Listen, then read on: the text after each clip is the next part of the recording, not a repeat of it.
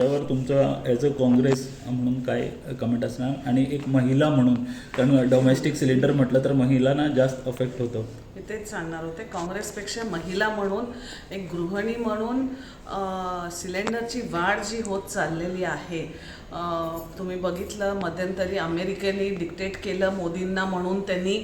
Cylinder मिळायचे पण बंद झाले होते आणि आता ते सिलेंडर असे मिळत नाही आहेत म्हणून त्याच्यात वाढ पण आज जवळजवळ 29 रुपयांनी वाढ झालेली आहे. म्हणजे मोदीजींनी जे मध्ये स्कीम चालू केली होती की माझ्या आया बहिणींना खोकल्याचा त्रास होतो आणि COPD वगैरे होतात आणि त्याच्यामुळे आम्ही फ्री गॅस देणार आणि जे काही इलेक्शनच्या वेळेस जुमले त्यांनी चालू केले होते ते आता परत आम्हा बायकांना चुलीकडे लाकडं घेऊन जंगलातनं जाऊन बहुतेक तोडायला, कारण तुम्ही बघताय गोव्यामध्ये जसं जंगलतोड चाललेलं आहे, बहुतेक तीच लाकडं आता त्यांनी इथे आणून स्वयंपाक करा म्हणून सांगण्यासाठी ही वाढ केलेली आहे का, असं सगळ्या महिलांचं मत यायला लागलेलं आहे. आणि परत एकदा जुन्या काळातल्यासारखं चुली जर पेटवायच्या असतील तर मोदी सरांनी पण खुर्ची खाली केली पाहिजे. एवढंच म्हणते की ज्यांनी लग्न केलेलं नाही आहे किंवा जे काही त्यांच्या विषयी असेल त्यांना घरात एक त्रास काय होतो बाईचा आणि